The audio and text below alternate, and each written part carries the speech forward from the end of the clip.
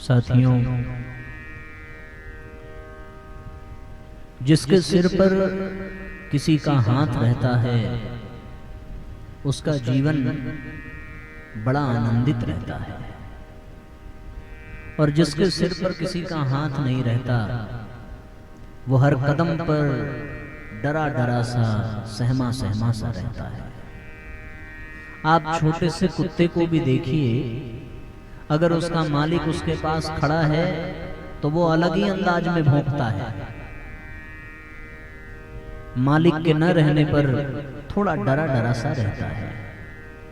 आप उस बच्चे को देखिए जो अपने माँ बाप के साथ में है, अलग ही आत्मविश्वास रहता है, लेकिन वो संतान जो माता पिता के बिना है वो बड़ी व्यथित, बड़ी दुखित रहती है।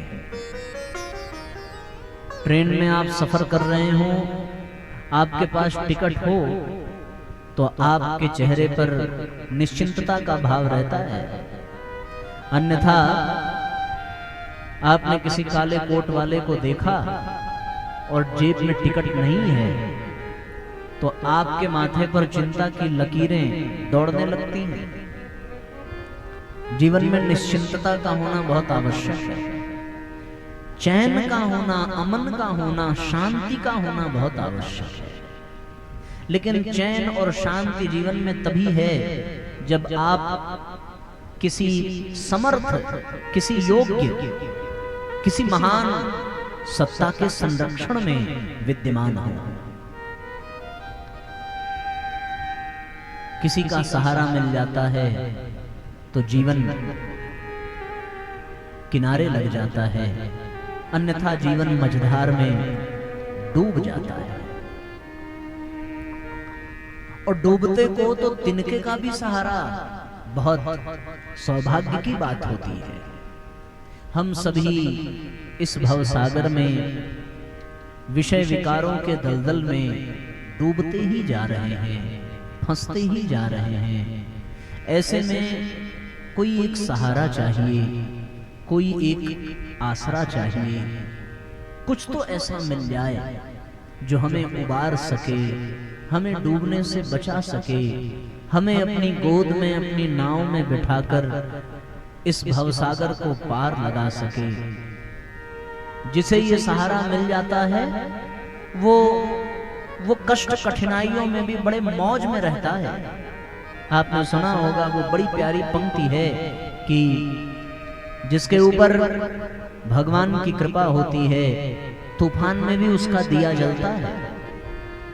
उसका दिया भी जले तूफान में, जिसकी लागी रे लगन भगवान से, उसका दिया भी जले तूफान में।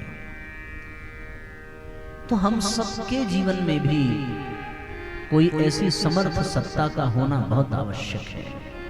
इस संदर्भ में एक प्रसंग याद आता है। एक बार एक ग्वाला कुछ गायों को चराने के लिए जंगल में ले गया और सांझ ढली, घर वापस जाने का समय आया। सारी गायों को हाँकता हुआ वो जंगल से गांव की ओर चल पड़ा। संयोग ही था, सारी गायें तो उसके साथ चल पड़ी, पर कोई एक गाय थी जो बेचारी भटक गई जंगल में, और भटक गई, या यूं कह लें कि घास चरने के लालच में, लोभ में वो फंस गई। जब सारी गायें चली गईं, ग्वाला चला गया, तो वो अकेली गाय जो बड़े मौज में घास चर रही है, स्वाद ले ले करके, अचानक से उस जंगल में किसी शेर के दहाड़ने की आवाज सुनाई पड़ी, और शेर की दहाड़ से वो गाय बड़ी भयभीत हो गई, एकदम घबरा सी गई, और उसने अपना सिर उठाया, उठाकर इधर उधर देखा, अन्य उसके साथी गायें नहीं है वहां। वो ग्वाला जो उसका रक्षक है, स्वामी है, जो उसका पोषण करता है, उसको पालता है, जो उसकी सेवा करता है, वो ग्वाला भी उसे दिखाई नहीं पड़ रहा है। शेर की दहाड़ की आवाज नजदीक आते हुए शेर का संकेत कर रही है, और वो बेचारी गाय अपने कान खड़े करके इधर उधर झांकती है, देखती है, कहाँ गया मेरा स्वामी, कहाँ गया मेरा मालिक, कहाँ गए मेरे अपने लोग जो मेरे साथ थे। वो भटक गई, कभी जंगल में इस ओर भागती, कभी जंगल में उस ओर भागती, कभी किसी पेड़ के नीचे छुपने का प्रयास करती, पर शेर की दहाड़ और नजदीक बढ़ता हुआ वो शेर उस गाय के लिए बड़ा मर्मांतक समय है। वो बेचारी भागते भागते एक दरिया था, उसमें कूद पड़ी, और कूद पड़ी तो वो उस दलदल में फंस सी गई। अब उसके पांव उठते नहीं हैं, वो आगे बढ़ नहीं पाती है, वो धीरे धीरे उस दलदल में घुसती जा रही है, धंसती जा रही है। शेर भी वहां पहुंच गया, और शेर ने जब गाय को दलदल में फंसते हुए देखा तो वो शेर विचार करने लगा। शेर कहता है गाय से कि कब तक उसमें रहोगी, निकलना तो पड़ेगा, और जब निकलोगी तो मैं तुम्हारा भक्षण करूंगा। गाय नेत्रों में आंसू लिए अपने मालिक, अपने स्वामी को पुकारती है। सांझ ढल गई, सूर्यास्त हो गया, और ग्वाला जब अपने घर पहुंचा और उसने गायों की गिनती करी, तो गायों की गिनती करते करते उसे अचानक से ये अनुभव हुआ कि बहुत सारी गायें तो आ गई हैं, पर एक गाय रह गई है। और वो उसे समझते देर न लगी कि वो गाय जंगल में छूट गई है अथवा रास्ते में भटक गई है। वो तुरंत अपने घर से डंडा लेकर के चल पड़ा और जंगल में जोर जोर से आवाज लगाने लगा। आवाज उस ग्वाले की सुनाई पड़ी उस गाय को, मानो उम्मीद की एक किरण जग गई, उम्मीद का एक सहारा जग गया, और उस आशा की किरण ने उसके भीतर आत्मविश्वास का संचार किया। उस गाय ने शेर से कहा कि अब मुझे चिंता की कोई बात नहीं है, मेरा स्वामी, मेरा मालिक आ गया है, वो मुझे बचा लेगा। शेर ने सोचा कि सच में ये कहीं भाग न जाए, कहीं कोई इसे बचा न ले। शेर भी दरिया में कूदने की सोचने लगा। गाय ने कहा कि मत कूद, जैसे मैं फंसी हूं वैसे तू भी फंस जाएगा। शेर ने कहा कि तू फंसी है, अगर तू निकल सकती है तो मैं भी निकल सकता हूं। गाय ने कहा कि मैं तो निकल जाऊंगी, तू नहीं निकल पाएगा। शेर ने पूछा कि अगर तू निकल जाएगी तो फिर मैं क्यों नहीं निकल सकती? गाय ने मुस्कुराते हुए कहा, मैं इसलिए निकल जाऊंगी क्योंकि मेरा स्वामी, मेरा मालिक मुझे बचाने आ गया है। शेर ने कहा कि मेरा कोई स्वामी नहीं है, मैं खुद जंगल का राजा हूं, मैं खुद जंगल का मालिक हूं। गाय मुस्कुराने लगी। गाय ने कहा कि तेरा कोई स्वामी नहीं, तेरा कोई मालिक नहीं, इसीलिए तुझे कोई बचाने नहीं आएगा, लेकिन मैं बच जाऊंगी। हुआ भी ऐसा ही। जोर जोर से ग्वाले की आवाज सुन करके वो गाय पुकारने लगी, आवाज देने लगी, व्यथित सी हो गई और करुण क्रंदन करती हुई बार बार अपने स्वामी को पुकारती है कि मुझे आकर के बचाइए, मैं आपकी शरण में आई हूं। इस तरीके से वो बार बार प्रार्थना भी करती है। जीवन में जब कोई भटक जाता है, बुराइयों में, पाप में, विषयों में फंस जाता है, तो उसे भगवान को पुकारना पड़ता है। और कल हम सबने सुना था गायत्री मंत्र का जप भगवान को पुकारने की विधा है।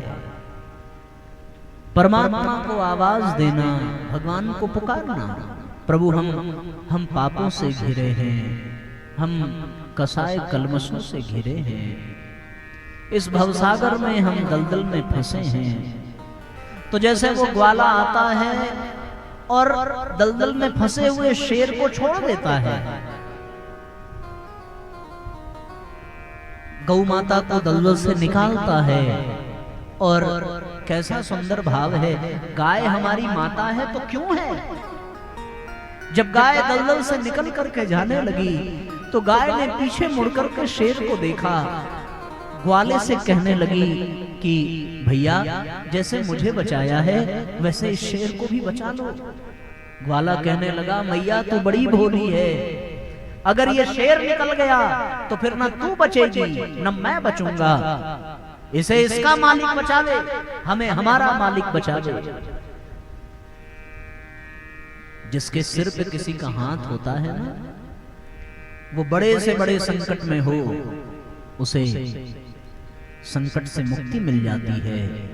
बस टेर लगानी पड़ती है, आवाज देनी पड़ती है, भगवान को पुकारना पड़ता है। सच्चे हृदय से गज ने पुकारा, द्रौपदी ने पुकारा, शबरी ने पुकारा, उन्होंने आने में देर नहीं की है, देर हमारे पुकारने में होती है, देर हमसे होती है। ये उक्ति किसी ने कही होगी कि भगवान के यहाँ देर है अंधेर नहीं, पर मुझे ऐसा लगता है कि केवल भगवान ही हैं जिनके यहाँ देर नहीं है। भगवान तो आने में देर नहीं करते, हम पुकारने में देर करते हैं। इसलिए साथियों, सिर पर किसी का हाथ होना चाहिए, भगवान का हाथ होना चाहिए। भगवान से बड़ा संरक्षक हमारा दूसरा और कौन हो सकता है। जिसका कोई इष्ट ना हो, जिसका कोई आराध्य ना हो, जिसका किसी ईश्वरीय सत्ता के साथ नाता ना हो, उसका जीवन तो भटकेगा ही, उसका जीवन तो विषयों में विकारों में फंसेगा ही। इसलिए हमारा कोई इष्ट होना चाहिए, कोई आराध्य होना चाहिए, जिसकी जिसमें श्रद्धा हो। तत्व की दृष्टि से तो सब एक हैं, चाहे वो शिव जी हो, चाहे कृष्ण हो, चाहे राम हो, चाहे हनुमान जी हो, कोई भी हो, पर किसी एक से हमारा नाता होना चाहिए। किसी एक से रिश्ता ऐसा बन जाए, ऐसा बन जाए कि जैसे पति पत्नी का संबंध होता है, ऐसा संबंध अपने भगवान से, अपने इष्ट से। पति पत्नी का उदाहरण सबसे अच्छा है, क्योंकि ये प्रामाणिक संबंध है, और ऐसा संबंध जिसमें किसी तीसरे का कोई स्थान नहीं है। भाई दो हो सकते हैं, बहनें दो हो सकती हैं, मित्र कई हो सकते हैं, लेकिन पति पत्नी दो नहीं होते, केवल एक होते हैं। इसलिए रिश्ता भगवान से बने तो पति पत्नी जैसा रिश्ता बने, जिसमें किसी तीसरे का कोई स्थान न हो। ईश्वर के प्रति ऐसा समर्पण होना चाहिए, ऐसा भाव होना चाहिए।